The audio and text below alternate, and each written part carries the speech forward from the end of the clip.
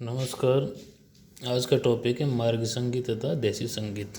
संगीत के सभी वर्षों के विद्यार्थियों के लिए आवश्यक टॉपिक है। तो मार्ग संगीत तथा देसी संगीत क्या है?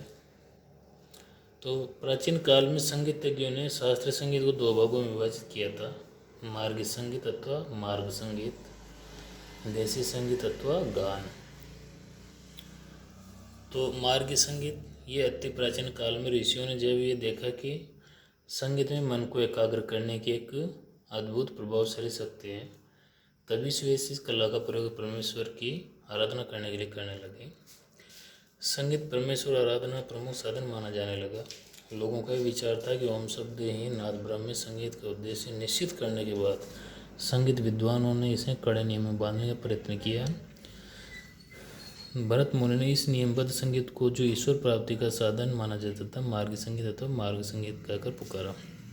अर्थात वेदों से भी पहले चलता था, ऐसा अनुमान है। तो संगीत का मार्ग देसी स्वरूप काफ़ी टाइम से चल रहा है। देसी संगीत जो जनसाधारण का था और मार्ग संगीत जो ईश्वर आराधना का था, जो कड़े नियमों में बंधा हुआ था। लेकिन स्पष्टतः प्राचीन ग्रंथों में मार्ग संगीत का मिलता है, देसी संगीत का यत्र तत्र वर्णन मिलता है। और परवर्ती काल में देसी और मार्ग संगीत साथ साथ चला।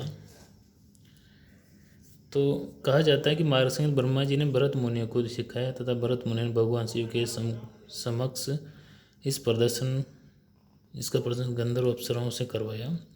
इस संगीत को केवल गंधर्व ही गाया करते थे, इसलिए इसको मार्ग संगीत को गांधर्व संगीत भी कहकर पुकारा जाता है। मार्ग संगीत को अच्छा संगीत भी माना जाता है, क्योंकि इसमें थोड़ा सा ही परिवर्तन नहीं किया जा सकता। इसके नियम बंधन अत्यंत कठोर थे। नियमों का पालन करते हुए परमेश्वर प्राप्ति उसका मुख्य उद्देश्य था तथा लोकरंजन से उसका कोई भी संबंध नहीं था। मार्ग संगीत शब्द प्रधान था, ये महत्वपूर्ण बात है। ये एक क्वेश्चन भी आता है, मार्ग संगीत की विशेषता है। एक तो ये शब्द प्रधान संगीत। तो मार्ग संगीत आकार से निराकार की ओर ले जाने का सुगम साधन माना जाता था।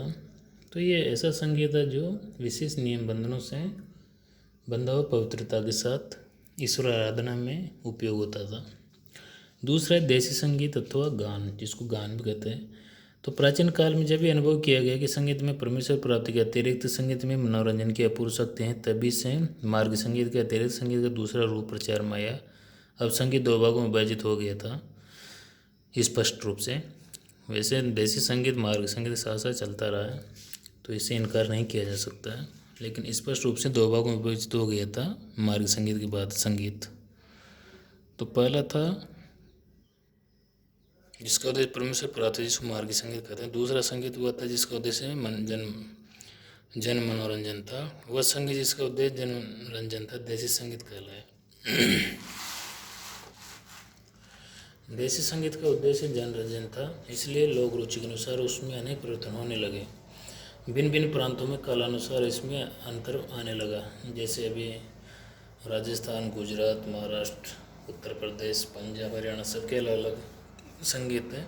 तो वहाँ की स्थानीय शैली संस्कृति का उन संगीत में विशेष प्रभाव नजर आता है। तो विद्वानों का विचार है कि मार्ग संगीत में परिवर्तन करके देसी संगीत उत्पत्ति हुई, ऐसा विद्वानों का विचार। देसी संगीत परिवर्तनशील होने के कारण वेदकालीन संगीत से बिल्कुल भिन्न हो गया। यहाँ तक कि आज हम जो संगीत को गाते बजाते उसका वो तो सुनते हैं, वो सब उसकी परिवर्तनशीलता का ही परिणाम। प्राचीन समय में देसी संगीत को गान कहकर पुकारा जाता था।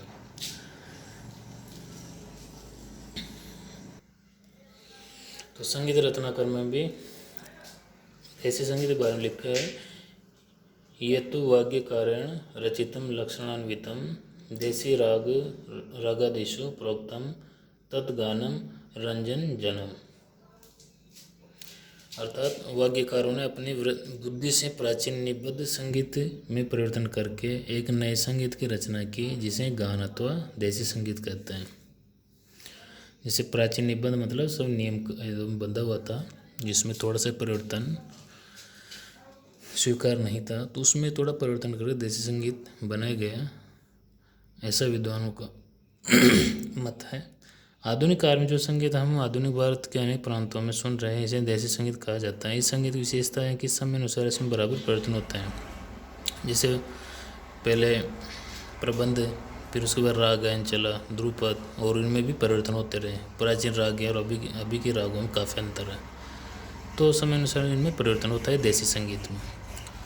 और कालांतर में तो वैसे मार्ग संगीत लगभग ख़त्म सा हो गया। आज तो मार्ग संगीत का कहीं उपयोग होता नहीं है।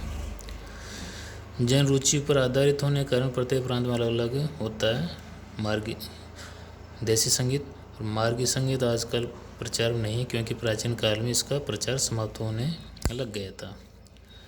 तो पंडित सारंग देव मतंग तक आते आते मार्गी संगीत लगभग अपना स्वरूप खोने लगा था।